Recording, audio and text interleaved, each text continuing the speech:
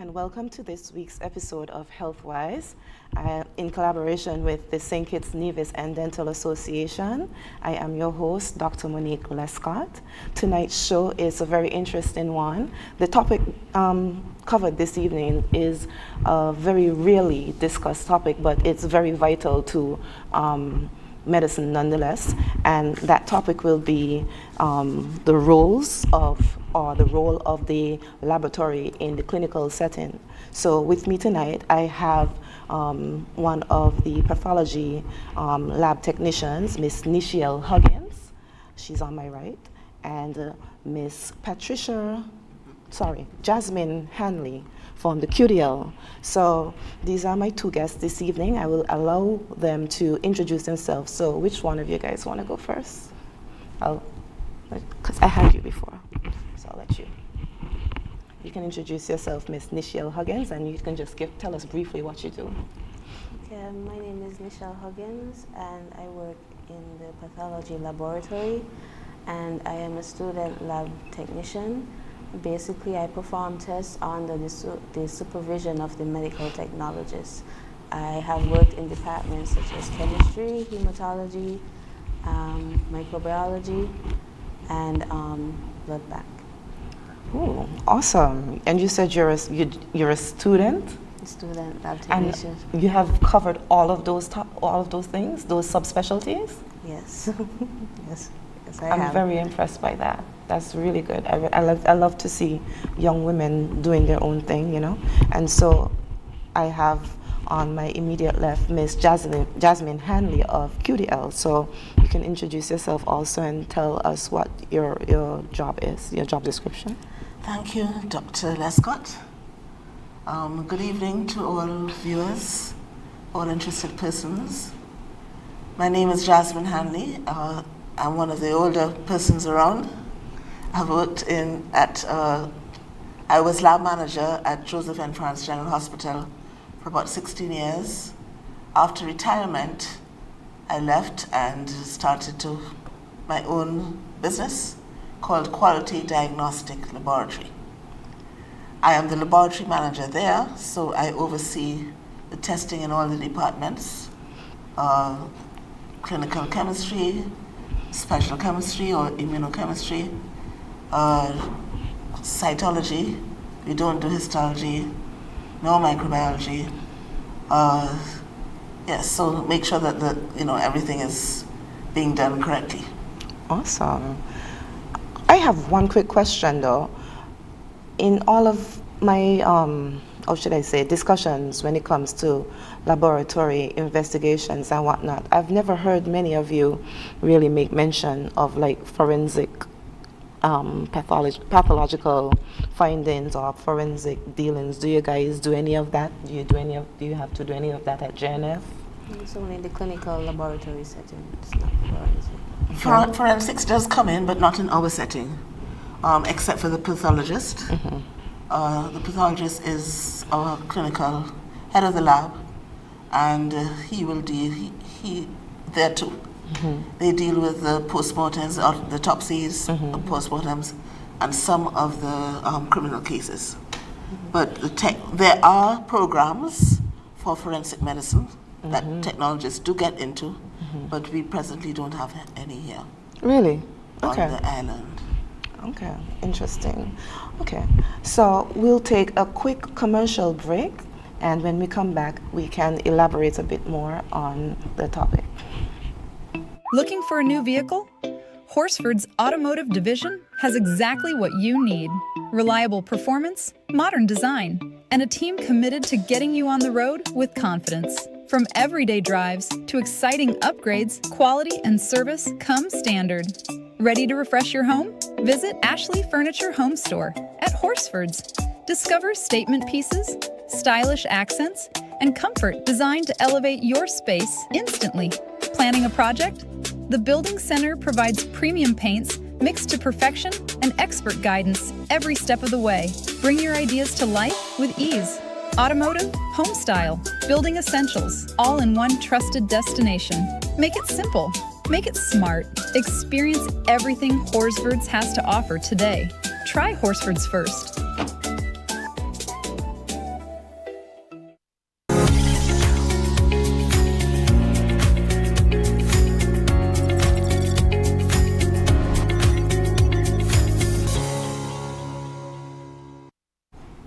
Good evening and welcome back. For all those of you in TV, radio land, or YouTube land, it's me again, your host, Dr. Monique Lescott. And this evening's topic would be the role of the laboratory in clinical investigations. So again, I will introduce my guests, Miss Jasmine Hanley to my immediate left, and Miss Nichiel Huggins to my immediate right. So who wants to open the discussion? Well, the clinical laboratory isn't just a place where one goes behind a wall and presses a button and gets a result. Mm-hmm. It is quite complex. Mm-hmm. And we analyze patient specimens, such as blood, urine tissue samples, and body fluids, to aid in the diagnosis of disease. These tests help the healthcare professionals to confirm or rule out specific diagnoses. Mm-hmm. I'd like to mention here that medical test results account for 70% of medical diagnoses. So we depend heavily on the labs. The lab is a very important part of the healthcare system. It gives like a more definitive, I should say, for treatment. It's really the backbone. It is the evidence that you need, that you're looking for. It's the backbone. The backbone, the backbone, yes. We also do screening and early detection, screening for various conditions, including infectious diseases, genetic disorders, cancer markers. And an important part of our work is monitoring and disease management. So it is quite a complex discipline, and within the lab itself there are several disciplines. Mm-hmm. Maybe Nichiel would like to talk a little bit about the various disciplines, hematology, etc. Okay, so there are different departments such as chemistry, hematology, blood bank, and microbiology. And chemistry really accounts for like the tumor markers, like drugs of abuse, and checking for like diseases of like the kidneys, like we check for the liver and all of those stuff. Hematology looks for blood disorders. Microbiology, we grow cultures. We do cultures to grow certain organisms to rule out certain diseases. That's actually a very interesting thing to do, you know. I don't think people understand when you do a blood culture, you actually have to take the blood sample and you put it in an incubation type of machinery, and you can actually see bacterial or fungal growth based on the conditions that you set inside of the machinery. So when you set the blood under a microscope, you can actually see the growth. I didn't realize that you can actually see bacterial growth. What also plays into blood cultures as well is that the preparation for the patient in terms of like cleaning the area, because if it's not cleaned properly, then you can contaminated. Yeah, and you will have like growth, which is just normal skin flora, so you won't actually get to determine which organism it is. Ooh. Yeah. Oh, that's tricky. That's What is important about the culture and sensitivity is that we report back to the doctors which antibiotics will work on what organisms. So again, the importance of the laboratory result. But quick question. I remember when I first came back from school, I was asking, I can't remember what was the name of the machinery, like, but for instance, if I want to determine which antibiotic, for instance, to use, because I already did my clinical assessment and I already determined it's a bacterial infection. Bacteria is a wide plethora of bacteria, so there's different antibiotics for different bacteria. There's a sensitivity strip that, you know, I forgot what you call it, like a dipstick for some of it. Do we have that here? That you can actually have like a chart, kind of like a small little card, and you can kind of match. I had to do what something. we have are antibiograms. Yes. So you have little circles of antibiotics. So we do it. We have it here. We use that for identifying which organism is sensitive or resistant to the antibiotics that we test. The reason I ask is because I feel like sometimes we have a propensity to use a lot of broad spectrum antibiotics, and I really would prefer if we try to narrow down and zero in on the specific organism and treat that instead of using broad spectrum. Well, culture does take a little while. It takes 3 days. Basically, if there is an organism growing, you've got to grow it on the first day. The second day, you have to test the biochemicals, and that's another 24 hours. So I guess the broad Yes, spectrum it is, takes- yes, I it is. guess because of timing, they would, Yes. prescribe And the something. blood culture that you mentioned takes up to about 8 days. So then that's what I So was there saying. is When I time. was overseas, there was I can't remember the name of automated yes, that system. it doesn't take 3 days. It took maybe 20 minutes. Oh. You know what I'm talking about? I have not used any of those, but I can't recall the name right now. Maybe Nisha. Yes, We- I did it like, I'm not trying to sound old, let me not say that. But I did have to do the cultures, and it didn't take 3 days. So that's why I was, asking about using, Right. antibiotics that is specific to the organism. That's just my observation. I think in also talking about antibiotics too, we also have to mention like patients being resistant. That's what I was about to say. Yeah. Do we have a lot of antibiotic resistance around here? You find? There is some. There's a MRSA, we have- methylene yeah. resistant. Oh gosh, don't mention MRSA is a nightmare. Yeah, that's upstream. So one has to be very careful with that, because antibiotic use is it's a problem in the world right now. We're not getting very many more. They're or not. newer I was about to antibiotics. say they're not developing any newer generations. Yeah. So then, how many generations are we at right now? I don't know how many. But it can be a problem in the future. There have been a lot of discussions on I this. think the authorities are actually quite concerned about that. Exactly. Because it means if we should ever have any outbreaks of anything, I don't think people understand how underprepared that event can be a bit overwhelming for where we're at right now in terms of our evolution in medicine. Because And as that's you not said, just only us. no, it's It's worldwide. worldwide. No, that's Yes. worldwide. I understand. Yeah. That's very much understood. Okay, I think we're off to a very good and interesting start because, it's a topic that, like I said, we don't really discuss very widely, but it's very essential. What about like when we prescribe patients antibiotics, and then because they feel like on the first day, like And then they stop taking them, that can also contribute to that as definitely well. contributes to the resistance. So we have a lot of non-compliance, you think? I think so, because I've heard many people say, I take this antibiotic and in 2 days I don't feel better, so I don't need to continue. Oh, that's very scary. So that also contributes to it as well.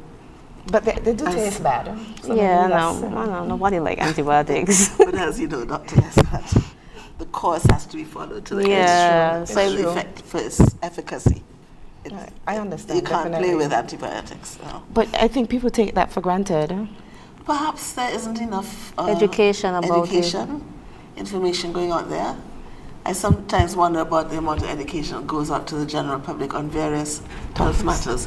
I know many organizations try their best to deliver what is possible, but sometimes there isn't a lot of it, not sufficient information. So, Okay, I understand. So, where are we going to go from here with the discussion? We're well, going we hadn't completed the, go ahead. the areas of the lab. Go ahead. I think the last one you mentioned, it was Hematology, where we rule out blood disorders like the leukemias, test for like sickle cell. We do blood groups. We do the erythrocyte sedimentation rates. We do the blood. Would that come under like allergy when you're testing for allergies? No, That's separate. That's separate, right? Okay. And we also do like the smears to read the differentials. So like where we would count the different white blood cells, and they check the morphology of the red blood cells as well. Yeah. Okay, that's interesting. So when it comes to like things like tissue biopsy, does JNF do any of those, or do As studio? histology, yes. Archaeology doesn't do the histology. We do cytology. You have to definitely tell the general public the difference between the histology and the cytology. Histology is the study of tissue. So when someone has an operation or at autopsy, pieces of tissue are taken, selected by the doctor, and they're sent to the lab for the pathologist to section, stain, and investigate and give a result. Cytology is the study of the cell. You know, the cell is a basic building block of the human body. So whilst hematology is of the tissue itself, cytology is the study of the cell. So it's more, I guess, more detailed. Well, it depends on how you look at it. You have there are different aspects of cytology. The most popular one being the pap smear, gynecological cytology. And then there is non-gynecological cytology, which deals with all the other areas. So men don't have to do cytologies? Yes, lymph nodes, synovial fluids, I was just wondering. bronchial specimens. We have to keep it equal. But they don't do pap smears for obvious reasons. But definitely the non-gynae cytology is done on both sexes. So yes, that's the difference, the tissue and the cells. Gotcha. So we're going to take a few short commercial breaks to pay some bills, and we'll be right back. Swipe your card, live your life. National Bank Life is nice. You can spend it when you want it, how you like, where you like. Swipe your card, live your life. National Bank Life is nice. Home or away, any time of the day. Credit or debit, right in your pocket. With National Bank card, so many benefits. Oh yeah, the choice is yours. Just come and embrace it. Live your life your way with purchases big or small. Mango, nuts, red fruit and all. You can spend it when you want it, how you like, where you like. Swipe your card, live your life. National Bank Life is nice.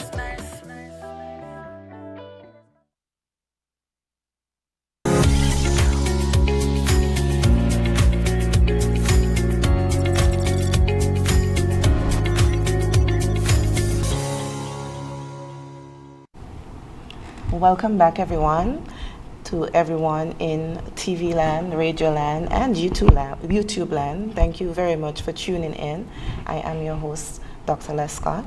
We're going to continue our topic tonight on the role of the laboratory in clinical investigations with my two very illustrious guests, Ms. Nichiel Huggins, Pathology Laboratory at JNF, and Ms. Jasmine Hanley at QDL. We're going to continue on the discussion. We're going to elaborate a bit more.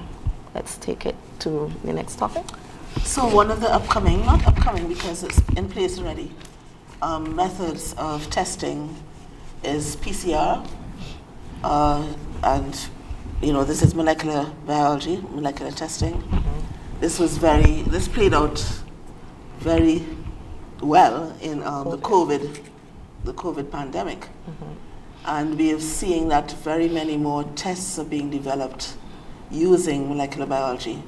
Things such as HPV testing, human papillomavirus testing, some of the other sexually transmitted diseases like CTNG, chlamydia trachomatis, and gonorrhea. We also and things like trichomonas, and which we used to just put on the slide and observe the movement of the organism. That also can be done by molecular testing. So, things are moving. The lab doesn't stay still. It's evolving. It's totally changing, and so one has to keep in touch and develop themselves constantly. Okay. So the PCR beyond COVID is still very much an instrument that you guys are utilizing for many other aspects of clinical findings, is what you're saying? Yes. I don't think the public may have necessarily known that. So can you, I guess most persons who would have done COVID testing would understand what PCR, I'll have an idea of what a PCR testing or test is, but there might be some persons out there who they heard the term, but I don't think they may understand what PCR test means or what it entails. So would any one of you guys want to elaborate on what the test itself means or is about? Well, it's the definition of PCR, Polymerase. Tell me? Polymerase chain Polymerase chain reaction. And this is a method whereby the small bits, the minute bits of RNA or DNA, you know, that we have in our chromosomes, are multiplied rapidly to huge numbers, large enough numbers that could be tested.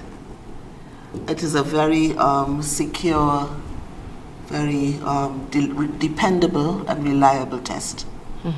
And the results are how much percent efficacy, like in terms of your findings, how accurate? It's almost 100%. Okay. Yes, very, very reliable. So it's very dependable when it comes to very reliable. making certain diagnoses. And It is a little more expensive than the old methods, but really, yes, it is. I thought COVID would have made it cheap. COVID was, you know, we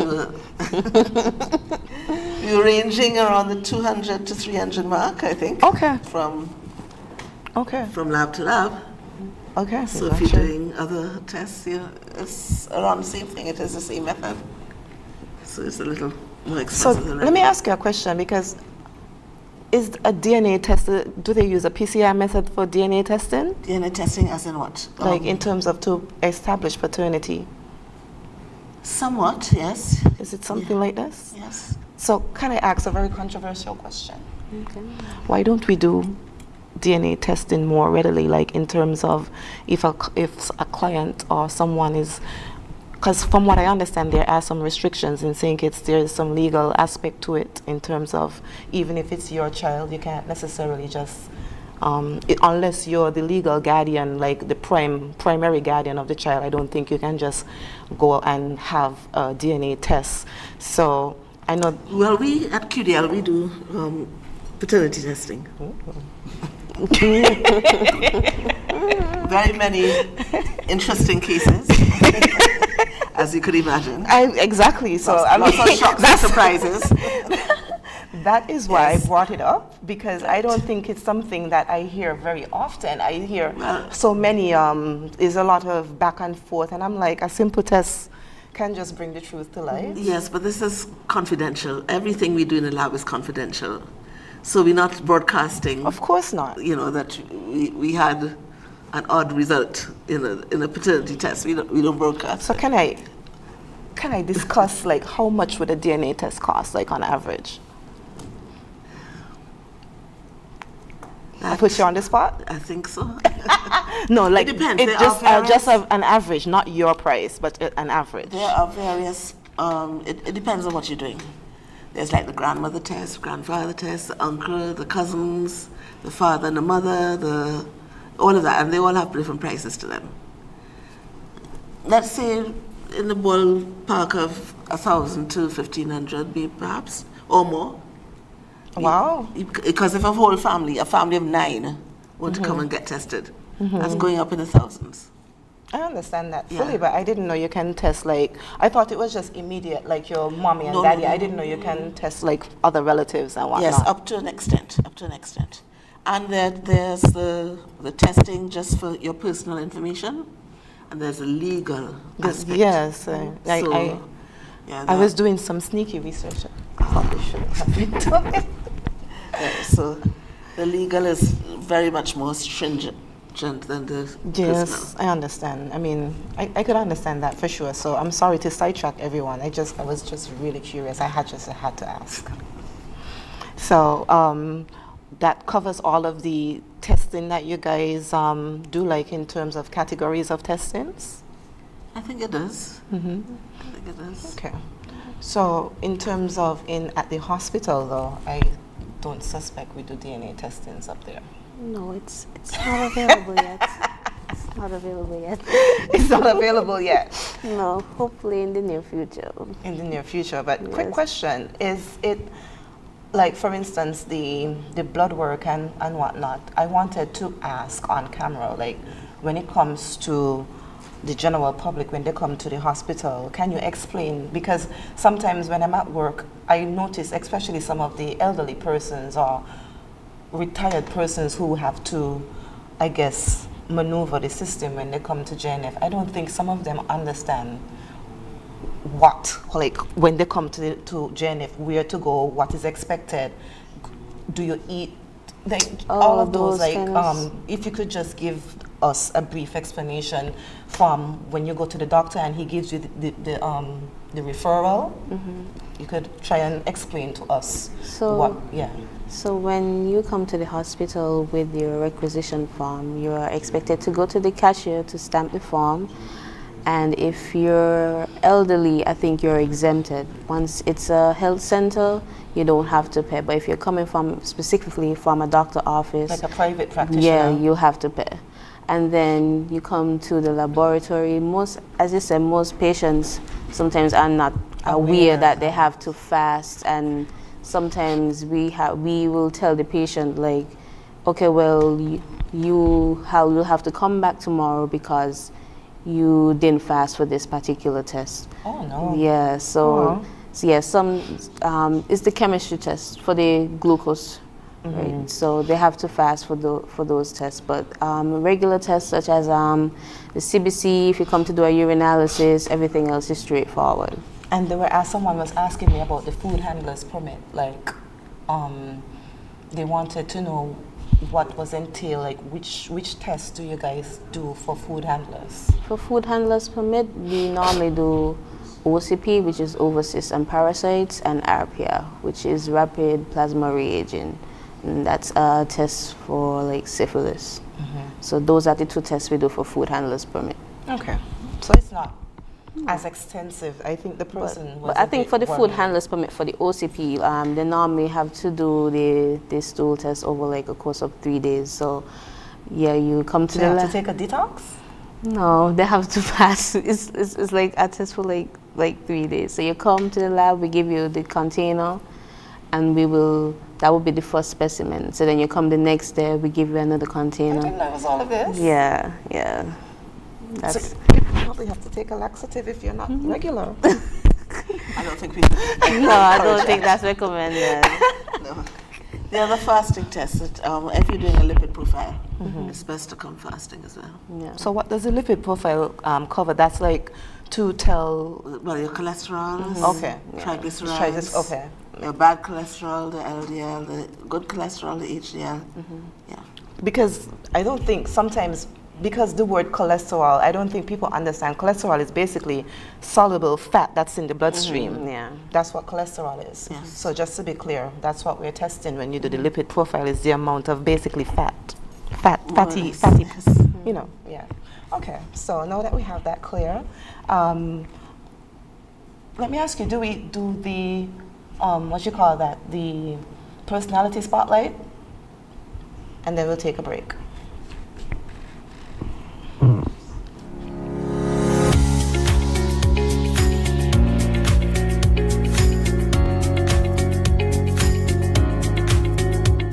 Our medical personality spotlight is Laverne O'Flaherty Millington.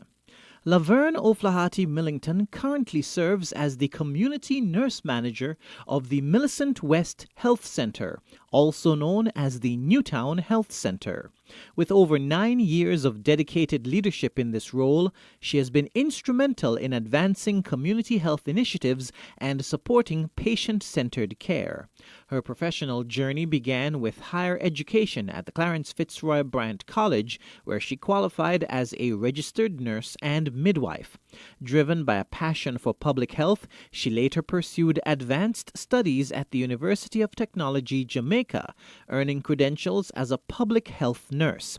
This academic foundation, combined with her practical experience, has equipped her to address diverse healthcare needs within the community. Beyond her professional commitments, Laverne values balance and personal fulfillment. She enjoys reading, listening to music, and spending quality time with her family. Our medical personality spotlight is Laverne O'Flaherty Millington.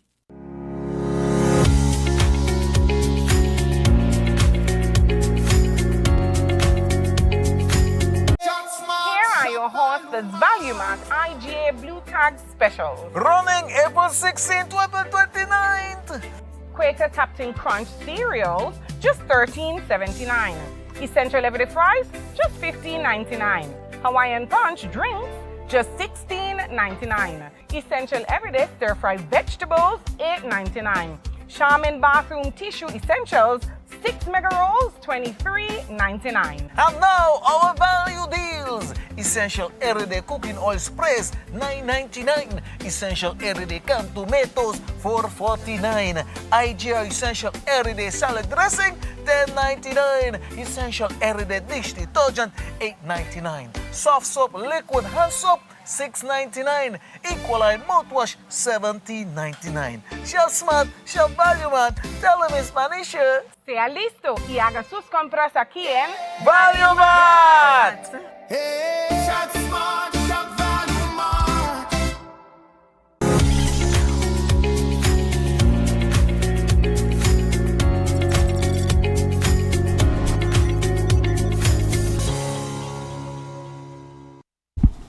Good evening and welcome back. My name is Dr. Monique Lescott, your host for this evening, and our topic for discussion is the role of laboratory investigations in a clinical setting. And I have with me Miss Nichiel Huggins. She works at the Joseph and Franz General Hospital in the Pathology Laboratory. And I have Miss Jasmine Hanley. She says she's a manager. I would like to call her the CEO of QDL. Can I say that? But she's a manager of QDL. So we're going to continue with our discussion. We're going to discuss the different categories of workers that we can encounter in a lab. So who wants to go first? Well, the first person that the patient meets is the phlebotomist. Everything starts from phlebotomy, because phlebotomy is where specimen collection happens. Phlebotomy is when you take the blood. So we're going to break it down in simple layman's terms for everybody to understand, because one patient asked, she did not know what phlebotomy was about. Yeah. So phlebotomy basically is when you draw the blood from the patient, just the basic, you take the blood from the vein and And so we collect blood and we collect the urine and we collect stool from phlebotomy, and then those samples will go to the various departments that they belong to. So from there, as we said, they go to chemistry, hematology, and microbiology, and blood bank, urinalysis. So yeah. So which category you said you're in? If I were to come to the lab, you're going to be the phlebotomist? No, I am the student lab technician. So as I said earlier, that I work under the supervision of the medical technologist. So I will be placed in a different department, either like chemistry or hematology or blood bank. So I won't be the first person you see. I'm the person working behind the scenes processing the samples. Understood. So can I ask you if you have a personal favorite or a personal preference when it comes to lab work?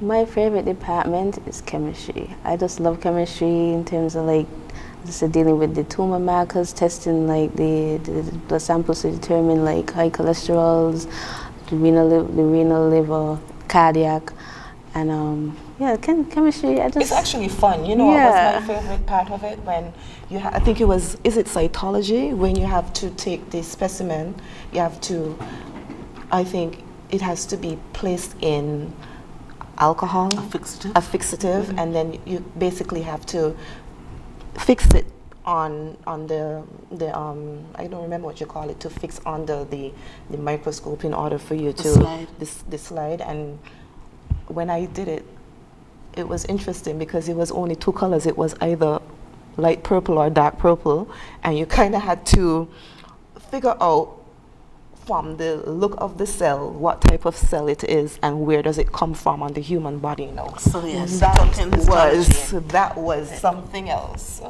When you have to determine if you have any metastasis of cancer, and then you might take a biopsy from one part of the body. So that part of the body, the cells are organized in a particular way. So if there's a cancerous invasion, you're supposed to be able to tell the difference of the morphology in between. That was quite interesting for me. I like that. So that's what we do as well? Yes. That's what you were talking about with the cancer markers? No. That's the actual tissue preparation. Okay. So when the tissue gets to the lab, it is fixed. It goes through a process of alcohols and other chemicals, and it is taken and put onto. It is trimmed first. The pathologist and his or her assistant will trim the biopsy to the sections that they want to use. Then it is embedded in Formalin? Parafilm, and put onto the microtome. On the microtome. You see, I can't remember all of these jargon, but I do remember doing it. Yes, the microtome cuts the tissues at a very, very minute Like a thin width. Yes, and it has to be stained, and the pathologist and the histotech, if there's one, can. I actually love doing it. I liked it a lot. I had enjoyed doing it when at my time. It's interesting. Yeah. It's very interesting. Yes. So maybe if you have an overflow of work, you can call me to come and We help don't you do out. that to see. We do cytology. Oh, okay. Yes, Gotcha. Okay. So at QDL, I was asking her. So when it comes to you, what do you do? My like on a- specialty is cytology. Okay. Yeah. So I accept it's mostly pap smears. We prepare them. There are two types of collections. There's the conventional, where the cells are placed onto a slide, and there is the liquid-based cytology, which is a more modern, and that's placed in a vial, and there's a preparation. Oh, that's when you put acid. the swab, and you have to not put... the swab. It's not a swab? No, it's a brush, a cyto brush. I thought it was The swabs are not allowed in cytology. Some people don't know that, but they're not allowed. It's a cervical, but it looks like a little one for some malpractice. There's a little a broom-like Like a brush. brush. Right. Okay. That is what you use, and you put that in liquid cytology, or you can use a spatula if you're using the conventional. I think I prefer the brush. The spatula seems to be a bit invasive. But you have wherever you're going, they have to have the vial for the fixative, right? And then that is prepared in the lab as well, and they're all stained and red, screened. How long does that take, the process from start to finish? A few days. We try to turn around within 2 weeks. Wow. Because, the number that you get, and So you do it in batches? more or less, yes. If we talk about like the urines, I don't think many people. So we also do urinalysis where we would test the urine. I don't think many people know what we do with the urine. Yep. Please explain to the public what we're doing with our fluids. So the In the urine. old days, they tasted it for the That's sugar not content. true. You serious? It's very true. Continue. I was not going to survive in the old days. Well, in modern times now, we have like a small instrument with the dipstick method where we have a strip and you can dip it in the urine and you can read the color changes. Yes. And then also we do microscopy where we would put the sample under the microscope and we would check. I don't think people understand sometimes if you have kidney issues, the urine sample is important as well. Yeah, and then also like in terms of like when we have a lot of bacteria, sometimes we could determine that the patient has an infection and all those stuff. And also in certain diseases, or just certain instances, you will also see crystals. So we have there are different types of crystals. And also, I think Ms. Hanley mentioned it earlier, the trichomonas. The Trichomonas vaginalis is a very common parasite here in St. Kitts. It's very common. We're going to stick a note on that because I only came across that information actually a few days ago, so I would love you to elaborate on that when we come back. So we're going to take, the health news with Dr. Jensen Morton.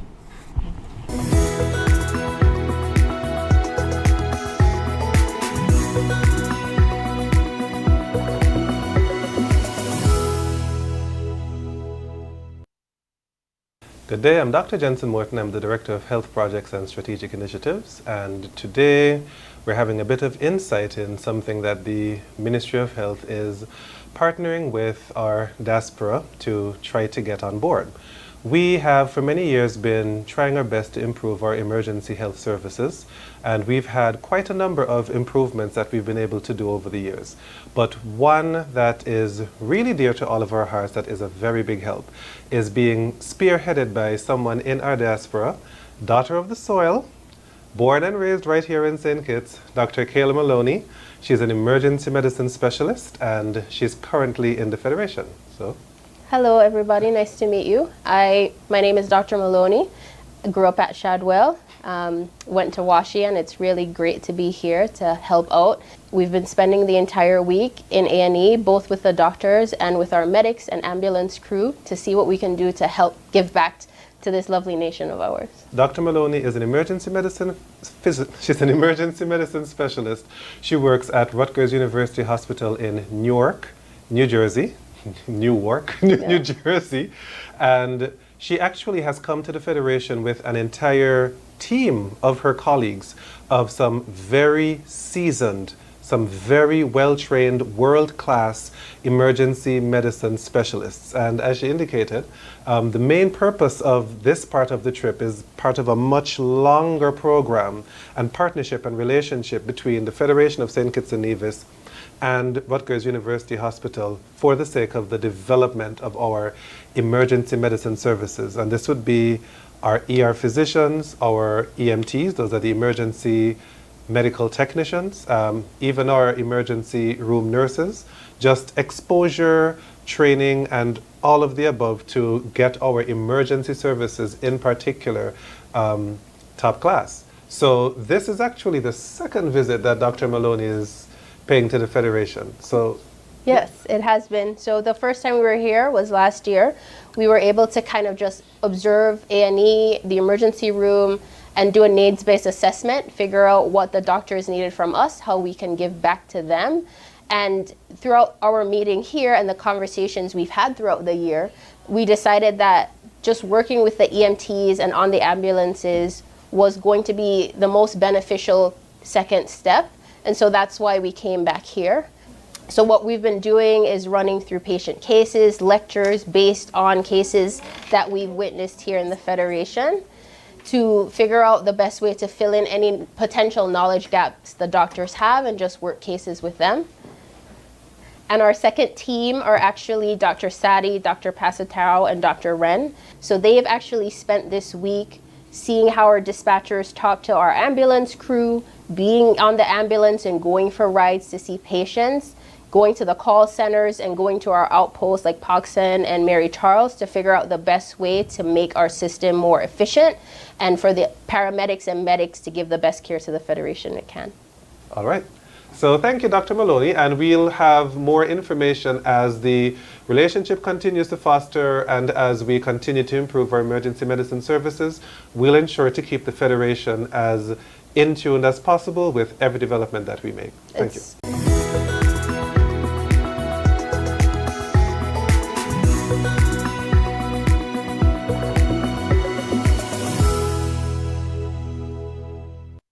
Looking for a new vehicle? Horsford's automotive division has exactly what you need. Reliable performance, modern design, and a team committed to getting you on the road with confidence. From everyday drives to exciting upgrades, quality and service come standard. Ready to refresh your home? Visit Ashley Furniture Home Store at Horsford's. Discover statement pieces, stylish accents, and comfort designed to elevate your space instantly. Planning a project? The Building Center provides premium paints mixed to perfection and expert guidance every step of the way. Bring your ideas to life with ease. Automotive, home style, building essentials, all in one trusted destination. Make it simple. Make it smart. Experience everything Horsford's has to offer today. Try Horsford's first.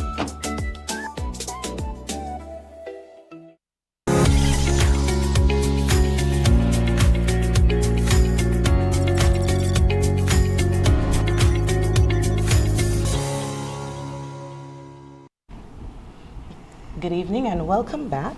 My name is Dr. Monique Lescott, your host for this evening's show. It's almost that time where sadly it's almost time to wrap everything up. This is one of our final segments, but before we go, we're going to elaborate on the last subsection of the topic we were discussing before we went for commercial break. And before we left, it was Miss Huggins. Mm-hmm. She was talking to us about certain parasitic findings that you come across in the laboratories. So if you can please elaborate for us again. So basically for the urines, the most common one we see is the Trichomonas vaginalis. So it can come up in the urine sample? Mm-hmm. You don't need to do a pap smear for that? No, you can. It's either in the urine or the wet prep from the vaginal swab. Mm. So you can see it in those kind of specimens. But as of late, it's mostly common in our antenatal patients. Mm-hmm. Antenatal meaning pregnant. So mm-hmm. that's what's happening. Okay. Yeah. Interesting. So what about the parasites in stool? Oh, yeah, the different. Yeah, that's a good one. The common ones we have here in St. Kitts are E. coli, Giardia, Entamoeba histolytica. Any hepatitis? Hepatitis, Hep B? Mm-hmm. Must we find that in blood though? No, I mean like when you use the bathrooms, any parasitic stuff when you use bathrooms, anything when it comes to hygiene. I know hepatitis is a virus, but I know you can pick up certain things like infection-wise when you use public toilets. I think hepatitis A was... hepatitis A is the fecal oral route. That's I know my brains wasn't gone. You can pick up trichomonas as well as Gardnerella vaginalis. Really? In the bathroom? Yes, there have been studies that have shown that. Yeah. I didn't know that. Mm-hmm. Ew. Yeah. Okay. So we're going to, I guess, recap what we went over before. So I will have you guys just remind us again the role of the laboratory in pathological and clinical investigations and the different subsections of our lab techs, and we'll just wrap it up. So who wants to be our concluding? Well, as we indicated at the very beginning, lab is a vital part of the healthcare system. We provide the evidence for the illness. There is, in practically all the diseases, there is an equivalent laboratory test. Mm-hmm. So illnesses can be confirmed by doing laboratory tests. Mm-hmm. So the purpose of clinical labs include diagnostic testing, screening and early detection, monitoring and disease management, as well as research and innovation. We didn't say too much about that. But medical technologists, which is a term for the professional in the lab, can get into research as well as work in a clinical laboratory. Mm-hmm. So I'd like to appeal, if I may, to young people who are interested in science. Mm-hmm. There's a real shortage of medical technologists around, and I'd like to appeal to any of you who are interested in this field. It is an exciting field. To visit one of the labs, see what we're about. Ask questions. Ask questions, and maybe you could get a scholarship. Or pointed in the right direction for one. To get to study medical laboratory technology. If you're not really maybe like an extroverted person, you just want to work behind the scenes, this is a job for you. I found it interesting though when I did it, because we did have a good portion of medicine. We did have to know what goes on in the lab. And I found it really, really interesting. So I'll have to take this opportunity to thank you guys for all the work that you do. You're basically the frontliners behind the front line. Yeah. Yeah, that's one way of putting it. So we, thank you guys for coming on the show. It was a really interesting conversation and discussion. And of course, whenever you guys feel free to come back and we can elaborate a lot more on other laboratory topics as you see fit, okay? So thank you guys for tuning in to the show. It was really nice having you, and thanks for having me. Have a good night. Thank you for having us. Thank you.